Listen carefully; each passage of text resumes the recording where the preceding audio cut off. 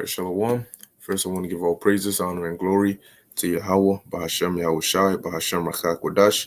Double honors to the apostles of Great Millstone, and peace and blessings to the elect. This video I'm going to be going into, as you can see in the title, the trust of David. Okay, and how, which was really a good example. Okay, for us.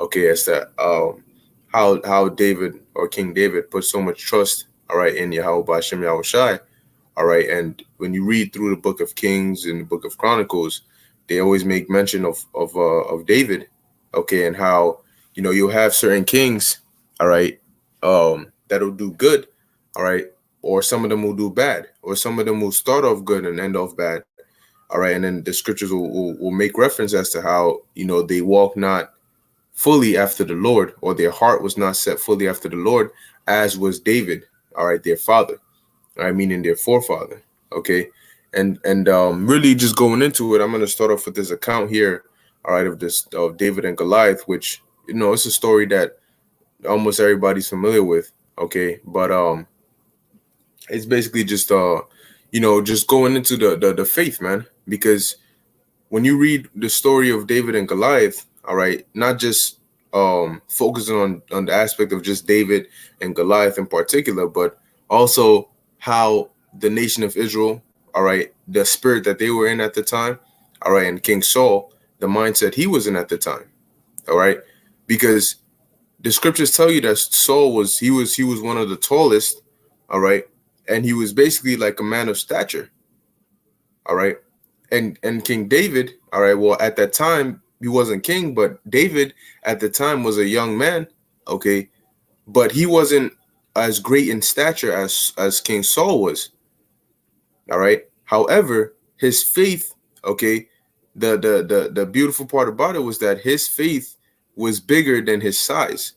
His faith was more than his outward appearance, all right, talking about David, as opposed to Saul, all right, whose faith was less than his stature, all right. Within him, his faith was smaller than what you would see on the outside, and it was vice versa with David, man. Okay, showing you that really the battle of David and Goliath wasn't given to the outward. It was really, because the scriptures tell you the battle is really of the Lord, all right, and the Lord doesn't look at your outward appearance, okay, because it's easy to gain, make gains outwardly, to you can go to the gym, you can work out, whatever the case may be, but to gain spiritual strength, or to gain the mental fortitude or the faith, that's something that's harder. The scriptures tell you that faith is a gift from the Most High, all right, and the kind of trials you go through to work out your faith is much more difficult than just going to the gym or working out your body, all right. So it's really what's within, all right, not without. It's the mindset, okay. That's what made these men great men that you read about: Noah, Abraham, Jacob, King David, Yahushai, all of them. It was the mindset, it was the spirit, it was the faith within them, all right, which came by their trust in the Most High. That's why they're so renowned, because their faith was shown forth by the trust they put in the Lord. Daniel, for example, all right, you could see his faith was shown forth by his trust in the Lord, to where even while put in the lion's den, he was able to make it, man. Shadrach, Meshach, and Abednego, all right, which were their Babylonian names, but their faith was shown when they put their trust in the Lord. When they were brought before the king, Nebuchadnezzar, and even before his face, they denied, or they denounced, they said they would not worship that idol that he had made, or they would not worship him, that they would only worship Yahweh Bashem Yahushai, even at the threat of death. See, and that's what made them stand out. That's what made them great men that we read about, man, because they put their trust, all right, in the Most High, and that in turn showed forth what kind of faith or what manner of material they were made of. All right, so this is 1 Samuel chapter 17, verse 19. It says, now Saul and they and all the men of Israel were in the valley of Elah fighting with the Philistines. And one thing I always do is to always pull up.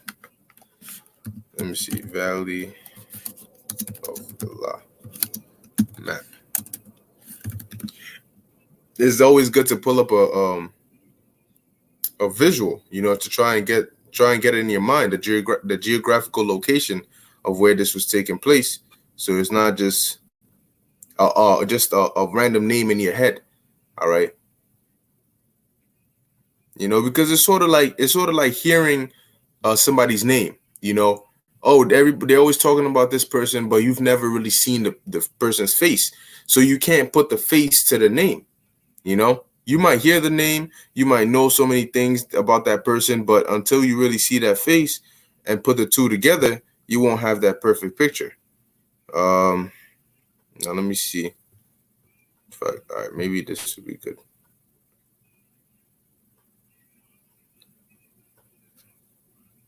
Okay, it's saying that it should be around here, because the Philistines were on the west, or the coast of Judah, you could say. I'm trying to get a better map. I don't want nothing whack.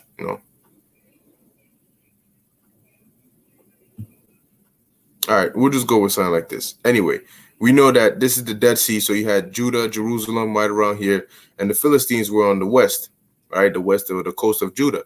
So now, as we're going, so it says they were in the valley of Elah fighting with the Philistines.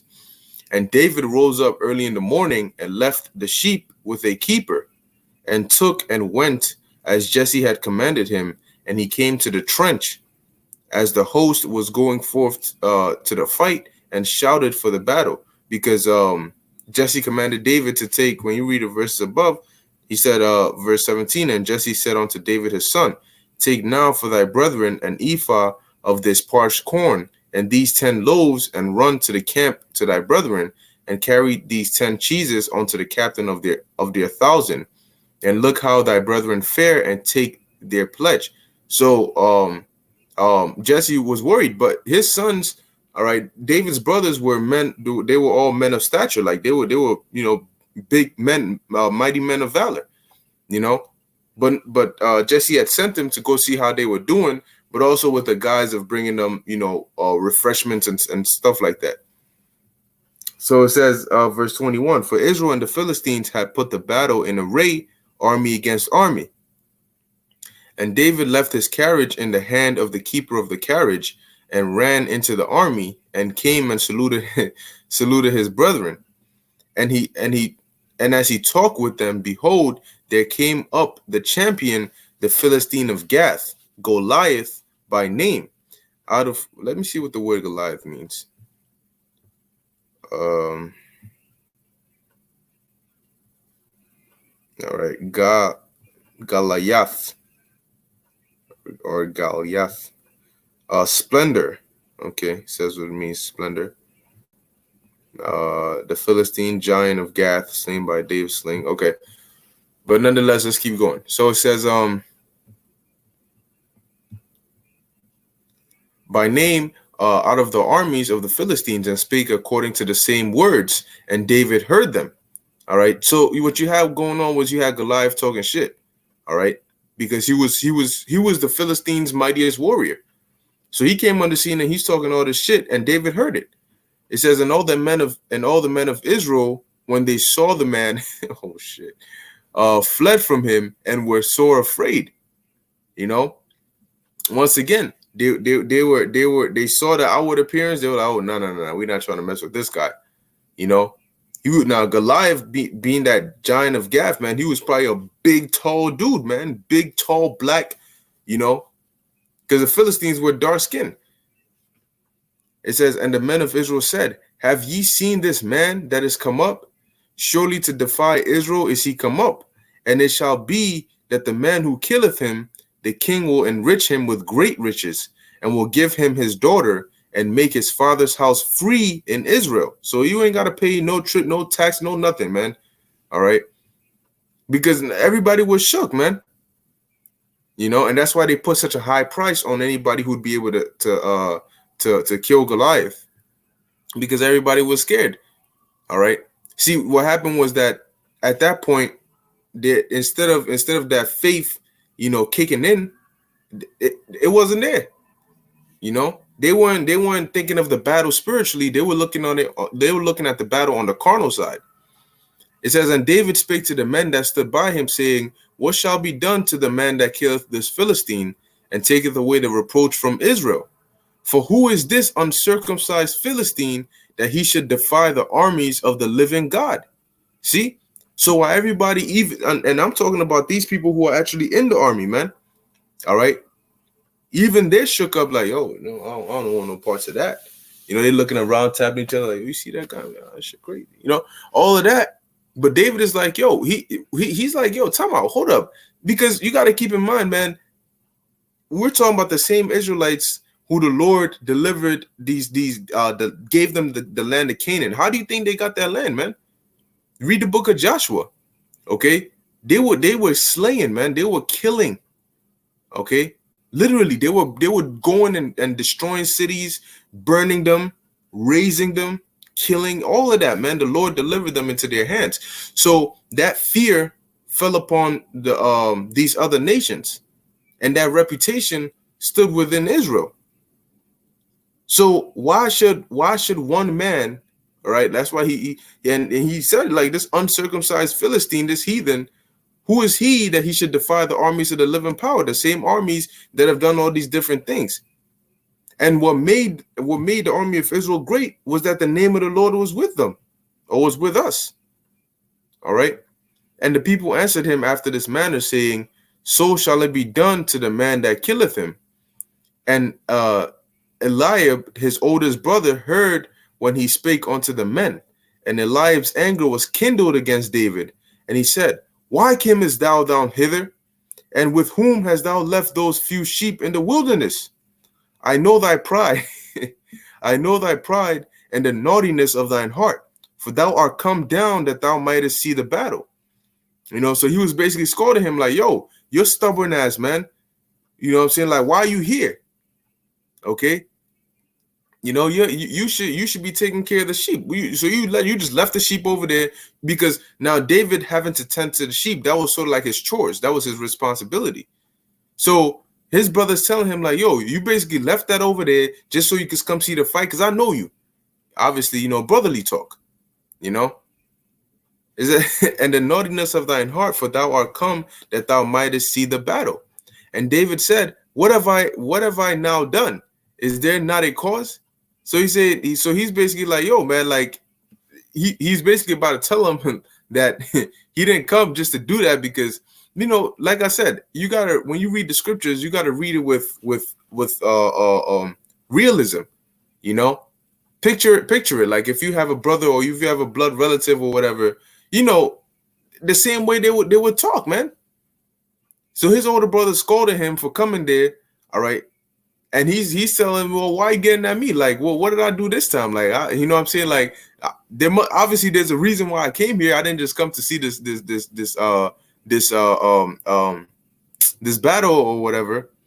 And he turned, and truly he did come there because his father had sent him. And he turned from him toward another, and spake after the same manner, and the people answered him again after the former manner. And when the words were heard which David spake, they rehearsed them before Saul, and he sent for him. So they were basically like, yo, this guy talking about this uncircumcised Philistine, he's inquiring about what's going to happen to the person that kills this guy. So word got to Saul, and because one thing was the kings in Israel, all right, they actually used to go to war with the people. It wasn't like they just sit back and, yo, you do this, they were actually in the war, man, leading the battle. It says, and David said to Saul, let no man's heart fail because of him. Thy servant will go and fight with this Philistine. So now really picture that, man. You got a young kid, a young man, and he's out here talking about he's about to go, take out this Philistine, man. We're talking about this giant, this dude that's terrifying the armies of Israel. Okay. And you got this young boy saying, and really that should have been an embarrassment, that you have a young man like that have more courage and more faith than the camp or the army of Israel, man. It says, and Saul said to David, thou art not able to go against this Philistine to fight with him, for thou art but a youth, and he a man of war from his youth. You see? And once again, Saul was looking at the outward appearance. See, whenever we went to war, we went to battle, it wasn't of us. The Lord delivered us. The Lord gave the enemies into our hands. The Lord made us win the battle. See, so regardless of what you look like, what your age is, all of that, the Lord is the one who will raise you up, or the Lord is the one who will strengthen your hands. But see, Saul was looking at it as outwardly, instead of thinking of it spiritually. So it says, thou art but a youth. But see, outwardly, David was a youth, but his spirit and his faith was that of an elder, you could say.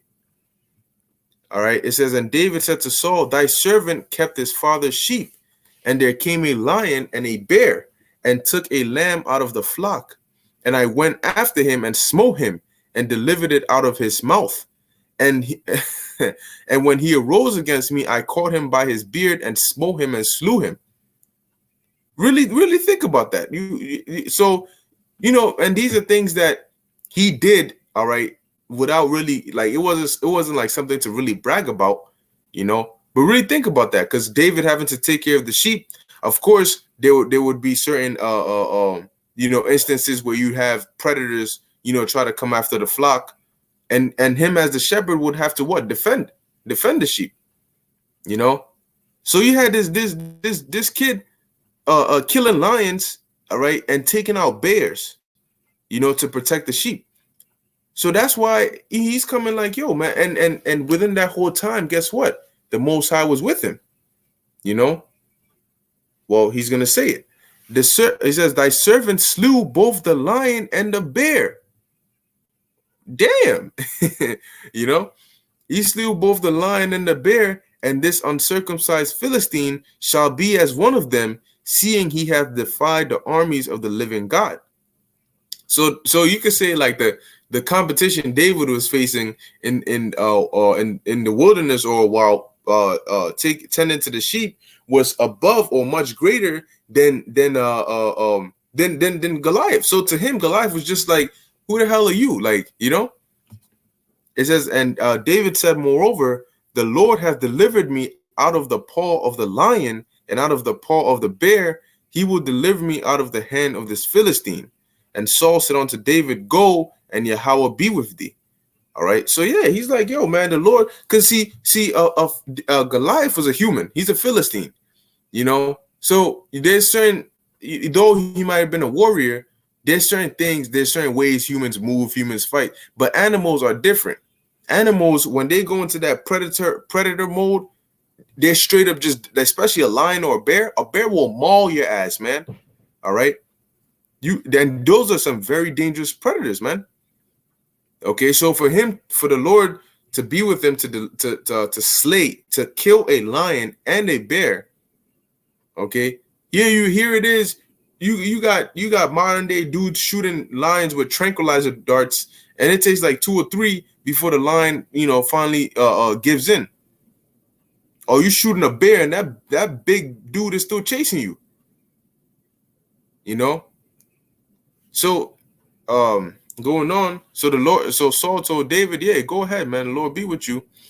And Saul armed David with his armor, and he put an helmet of brass upon his head, and he armed him with a coat of mail.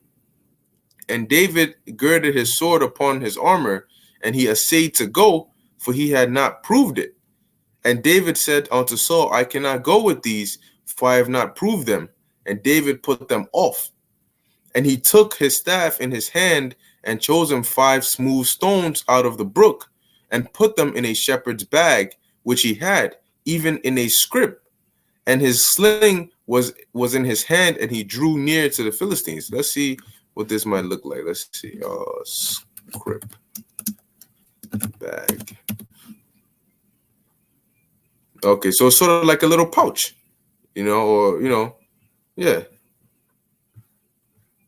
See the way the dude's wearing it right around the neck, something like that. He might, yeah, he might carry his provisions in there, maybe some bread, water, whatever the case may be, while out tending to the sheep. So he got him he got him some nice smooth stones, He says, and put them in the shepherd's bag which he had. All right, even a scrip, and his sling was in his hand, and he drew near to the Philistine. So you had now he put the armor off. He took off the armor. He said, "No, I can't. I haven't proved this, so I'm not going to use it." All right. He didn't go with a sword or shield. You know why? Because his sword and shield was the spirit and power of Yahweh Ba'ashem Yahushai. As a matter of fact, well, let's get a scripture on that. Okay, and that's why when you read in the book of Psalms, you'll read, the Psalms of David. There's so many times he gives thanks and refers back to the Most High as to how he whenever he put his trust in the Lord, he was always delivered. All right. Damn, what was I gonna look up? All right, yeah. I think it's Proverbs 18. If I'm not mistaken, it's 18 and 10.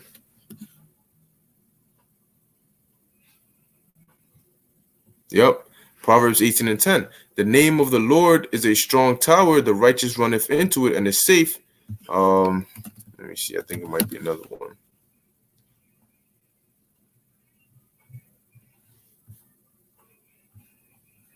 It should be in Psalms.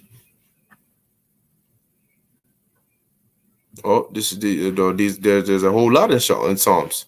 All right. Psalms 28 and 7. Yahweh is my strength and my shield. My heart trusted in him, and I am helped. Therefore my heart greatly rejoiceth, and with my song will I praise him. All right. Psalms 3 and 3. Be thou, O Lord, but thou, O Lord, are a shield for me, my glory, and the lifter up of mine head. So David had that trust in the Lord, all right, which strengthened his faith, which is why he was able to go, all right, against Goliath with what? 5 stones and a sling in his hand. Okay. And the Philistine came on and drew near unto David, and the man that bare the shield went before him. And the Philistine looked about and saw David, he disdained him. And when the Philistine looked about and saw David, he disdained him, for he was but a youth and ruddy and of a fair countenance. So he's looking like, yo, what kind of disrespect is this? Like, like who the hell is this? It says, verse 43, and the Philistine said unto David, am I a dog that thou comest to me with staffs? Because remember, it said David had he had his going up. He had a staff in his hand. Psalms, it's like 1 Samuel 17 and 40, and he took his staff in his hand and chose him 5 smooth stones out of the brook. So it said, so Goliath says unto David, am I a dog that thou comest to me with staffs? And the Philistine cursed David by his gods. And the Philistine said to David, come to me, and I will give thy flesh unto the fowls of the air and to the beasts of the field. So he's talking all this hella smack, talking about all these different things he's gonna do. I'm gonna kill your ass, and I'm gonna rip you limb from limb. You're gonna be fed to the fowls. You ain't even on this level. All these different ish. Verse 45.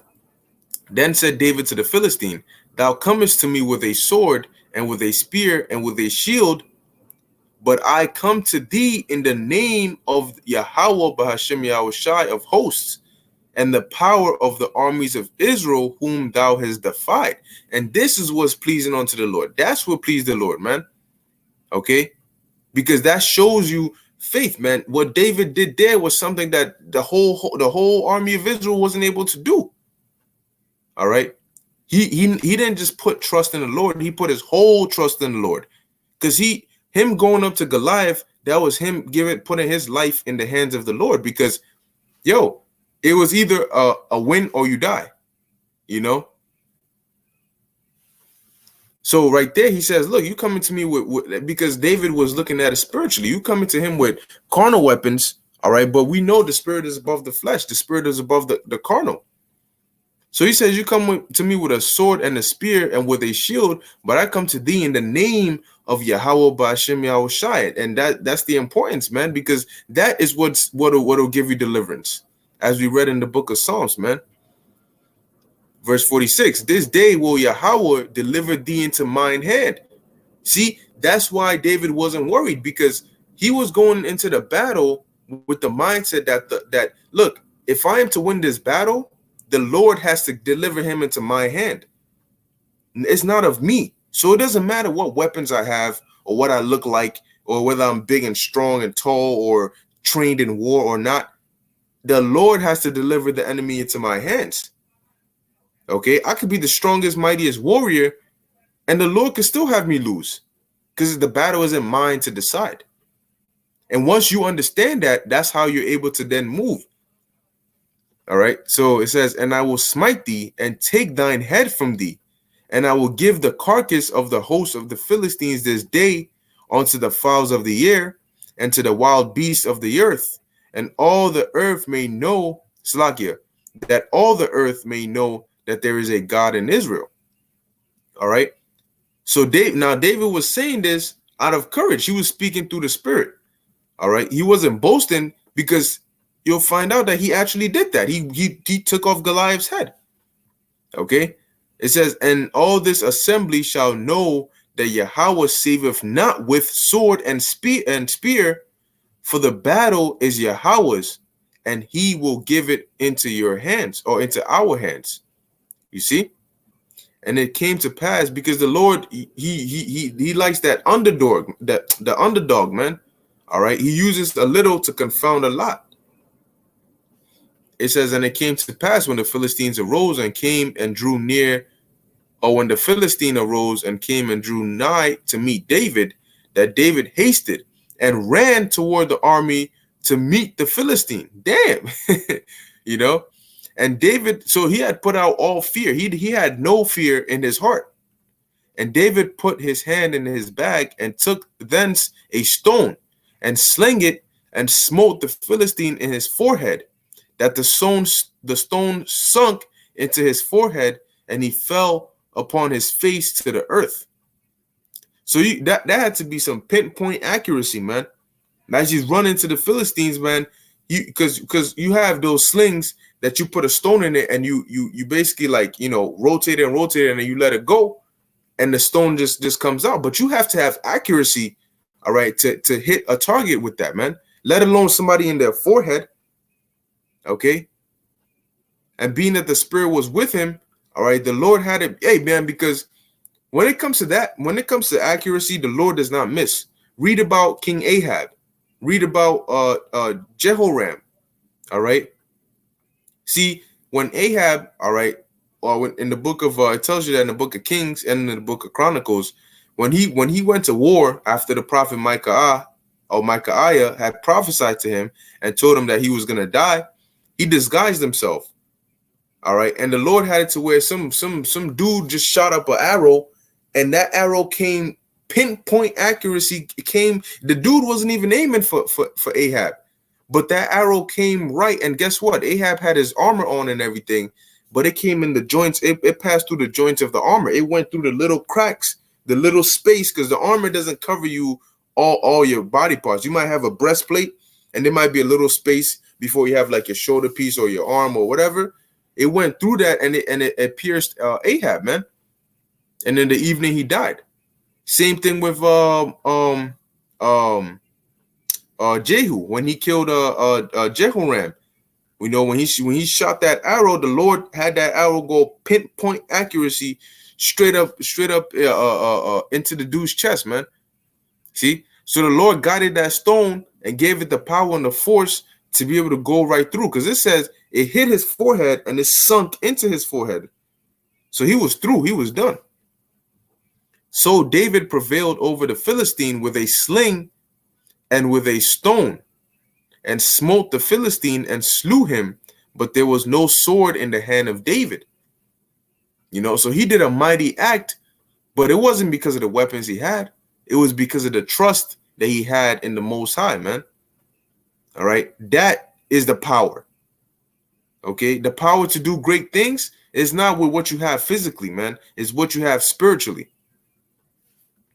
Therefore, David ran and stood upon the Philistine and took his sword and drew it out of the sheath thereof and slew him and cut off his head therewith. And when the Philistines saw their champion was dead, they fled. So he went and finished the job, because what did he tell Goliath? He said, look, man, the Most High is going to deliver you into my hand. I'm going to kill your ass and I'm going to take your head off. So after after that stone sunk into his head, he ran up there, took his sword out of his sheath, cut his head off. That's a brutality, man. You want to talk about Mortal Kombat fatalities? All right, he literally cut the dude's head off, man. And now you got people, you know, they won't. In my book of Bible stories, they won't put this in there. You know, they try to make it. He cut the dude's head off clean, man. All right. It says, and the men of Israel and Judah arose and shouted and pursued the Philistines until thou come to the valley and to the gates of Ekron. See, so now they had that hype of like, oh shit, like, oh, let's go, you know, and started chasing down the Philistines. It says, and the wounded of the Philistines fell down by the way to Sha'araim, even unto Gath and unto Ekron. I'll stop at verse 54. It says, and the children of Israel returned from chasing after the Philistines, and they spoiled their tents. And David took the head of the Philistine and brought it to Jerusalem, and he put his armor in his tent. All right. And how was David able to accomplish such a great deed? Was through his faith and his trust in Yahweh Ba'ashem Yahushai. And when you read in the story of David's life, he put his trust in the Lord, man. Even when he went off and he had Uriah the Hittite murdered, and he committed adultery with his wife, with Uriah's wife. Even in that, he still sought the Lord for forgiveness. All right, and repentance. All right, so this is Acts chapter 13, verse 22. And that's what made him different from a lot of the kings that came after him, was that his whole life, his heart was set fully, all right, after Yahweh Ba'ashem Yahushai. Okay, it says, and I'm talking about when the kingdom split, you had the northern kings, you had the southern kingdom kings. Okay, hell, even Solomon, all right, at his old age, at the end of his days, he went off, you know. Acts 13 and 22. And when he had removed him, I'll start at 21. And afterward they desired a king, and the Most High gave unto them Saul, the son of Kish, it should say, or Cis, it says here, a man of the tribe of Benjamin, by the space of 40 years. And when he had removed him, he raised up unto them David to be their king, to whom also he gave testimony and said, I have found David, the son of Jesse, a man after mine own heart, which shall fulfill all my will. Okay, and that was the mindset of David. Okay, because see, the Most High deals with you accordingly, man. If you set your heart and your mind and you trust in the Lord, He's gonna in turn be with you, okay, and deliver you. Because why wouldn't He? You're trusting in Him. You're calling on Him for help. That's what He asks. 2 Chronicles chapter 15 verse 1. And the Spirit of the Lord, or the Spirit of God, came upon Azariah the son of Obed. And he went out to meet Asa. Asa was a king of Judah. And said unto him, Hear ye me, Asa, and all Judah and Benjamin. Yahweh is with you, while ye be with him. And if ye seek him, he will be found of you. But if ye forsake him, he will forsake you. You see? So when you're in a position where you're forsaken, when you look at our people in the condition they're in today, don't be so quick to try and blame the Lord and, well, why, if God is real, why are we in this position? Hey, the scripture just said, if you while ye be with him, or Salakia, the Lord is with you while ye be with him. If ye seek him, he will be found of you. But if you forsake him, he will forsake you. See? So the Lord didn't just up and just give us up to slavery and all that. Read Baruch, the 4th chapter. The scriptures say, we were sold unto the nations not for our destruction, but because we drove the Most High to wrath, man. We upset the Lord. Okay, so when you look around you and you see our people forsaken, it wasn't just because the Lord wanted to forsake us. It's because we forsook the Lord. We broke the covenant. We messed up. The Lord was dealing with us so long as we were dealing with Him. That was the contract. But once our people started committing that idolatry and started going off, guess what? That's when the Lord withdrew Himself. Okay, and the reason the Lord was with King David his whole life was because King David was what? With the Lord. That's why he said he was a man after his own heart. Moving on, this is 2 Chronicles chapter 16, verse 7. Now, this is dealing with the same king, King Asa, which he was good for the most part, okay? But he did on this account, it'll tell you, all right, that what he went wrong was after the Lord had given him that peace, instead of continuing to trust in the Lord as he did before to gain those good benefits, guess what? He got carnal, all right, and sought help from the Syrians.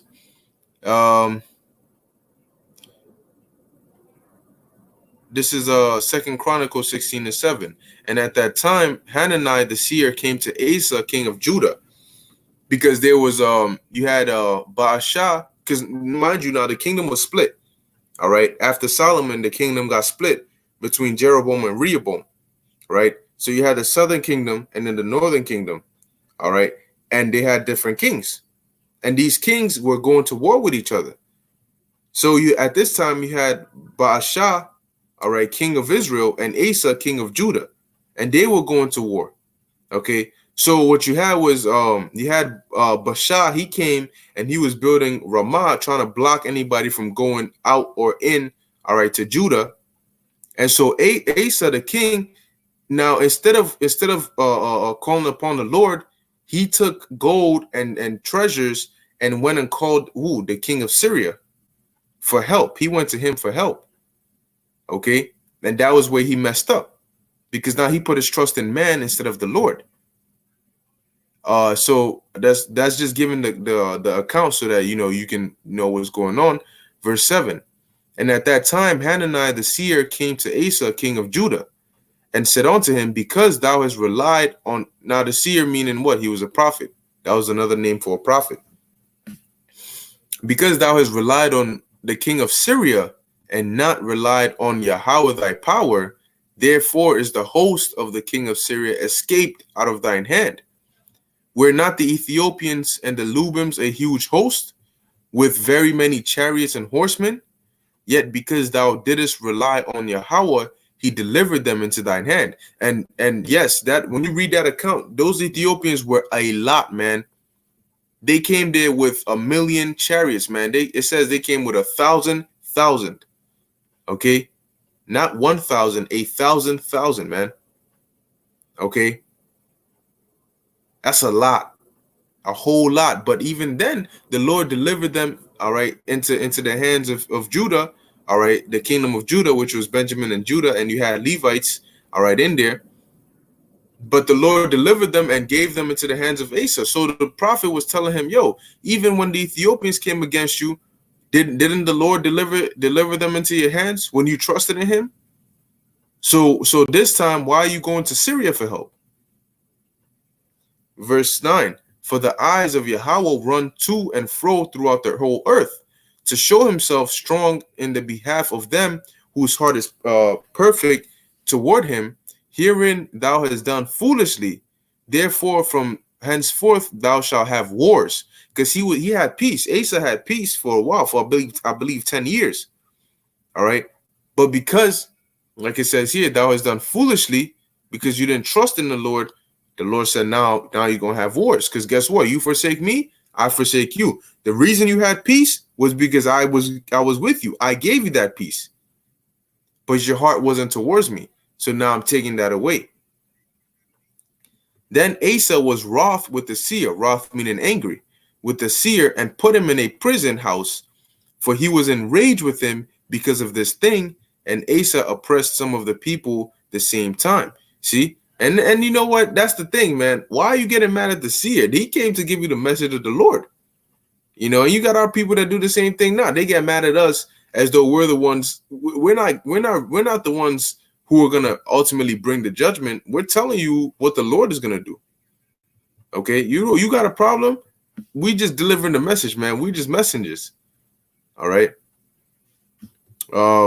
It says, and behold, the acts of Asa, first and last, lo, they are written in the book of the kings of Judah and Israel. So and so. Actually, let me just finish here. And Asa, in the 39th year of his reign, was diseased in his feet. So the Lord plagued him until his disease was exceeding great. Yet in his disease, he sought not Yahweh, but to the physicians. And the scriptures say, man, in thy sickness, neglect not, all right, to seek the Lord, man. You first have to pray to the Lord. As a matter of fact, before I end it, let me get that precept. Shalom to those on the comment board.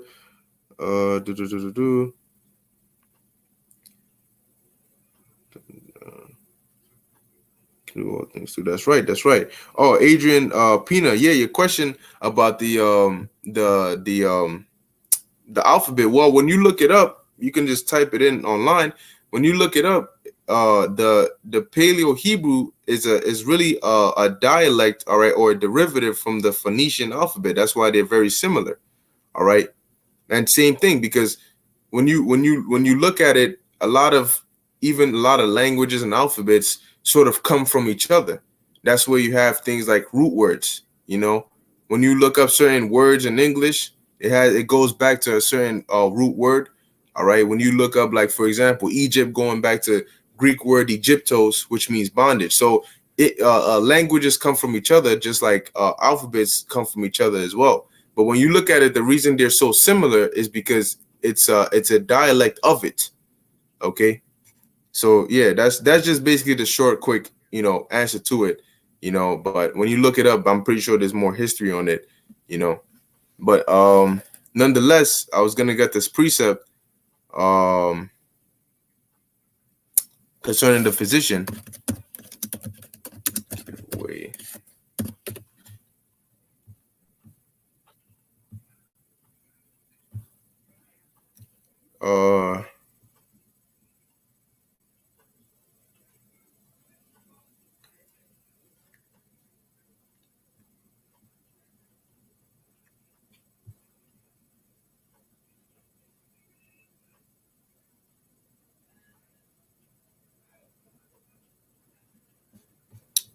Let me see.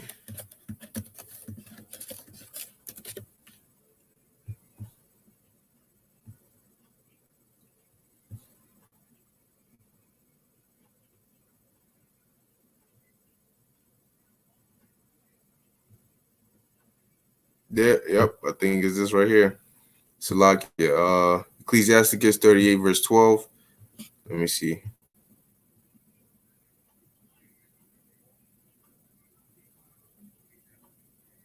Yep, I'll start at verse 9. It says here, my son, in thy sickness be not negligent, but pray unto the Lord, and he will make thee whole. Leave off from sin, and order thine hands aright, and cleanse thy heart from all wickedness. See, so it says, in thy sickness be not negligent, but pray unto the Lord, and he will make thee whole. Because it's the Lord that plagues you. The Lord is the one who makes you sick. So you have to pray to him to heal you. Yeah, you see, the human body has been designed naturally to heal itself. We take herbs and medicine to help the body heal itself.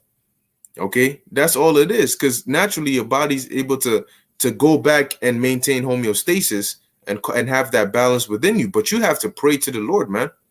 Okay, and it says, leave off from sin, and order thy hands aright, and cleanse thy heart from all wickedness. Give a sweet savor and a memorial of fine flour, and make a fat offering as not being. Then give place to the physician, for the Lord hath created him. Let him not go from thee, for thou hast need of him. See, so yeah, the physician is there to do his job, but first and foremost, you have to pray to the Lord. There is a time when in their hands there is good success. Okay, For they shall also pray unto the Lord that he would prosper that which they give for ease and remedy to prolong life. He that sinneth before his maker, let him fall into the hand of the physician. See? So, hey, that's just plain and simple, man. So you got to be real careful when you go to these hospitals, because when you look it up, they have a Hippocratic, something called a Hippocratic oath, right? And the original Hippocratic oath, which was an oath that physicians had to take, was starting off with them basically swearing to Greek gods. Let me pull it up real quick. Hippocratic oath. And you know, and I believe they've modified it now, where they took out that portion, all right, because you had a lot of attention coming to it. Nonetheless, let me see if I can find the text, the actual oath. See, now this is the oath.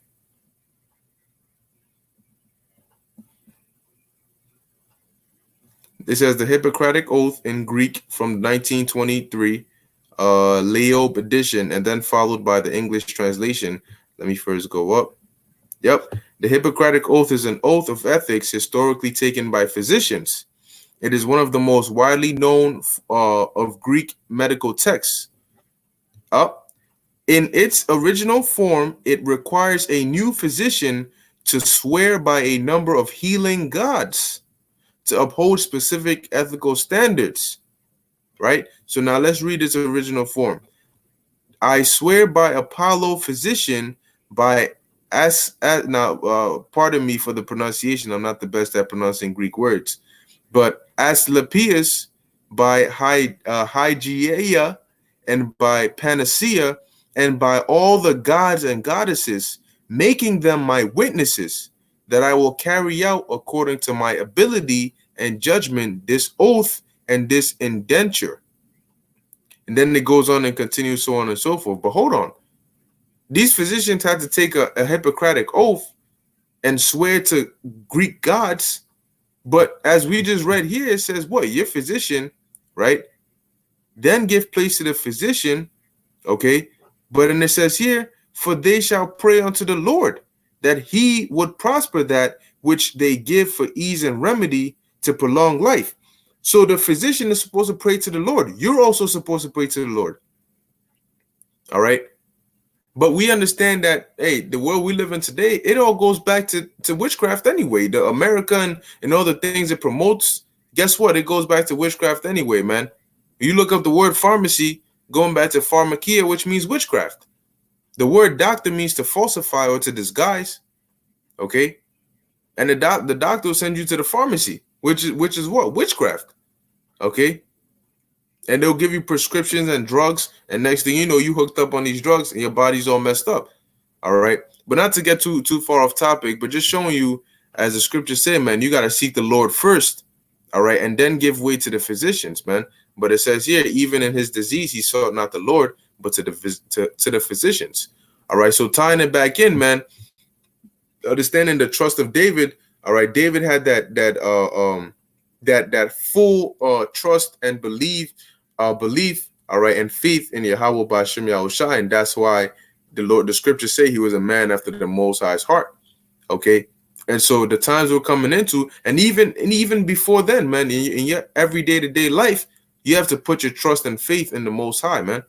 All right, in Yahweh Ba'Shem Yahushai, because that is how you will be delivered. It's not what you see. Don't let what you see override what your spirit knows, man. What you know to be true in the spirit must remain true, man, even in the face of death. Okay. The scriptures say, man, he that endureth unto the end, the same shall be saved. So you got to have that faith and be willing to give up your life if need be. Okay, but I'm ending here. Okay, Lord willing, this was edifying unto the elect. It's Shalom, Akia.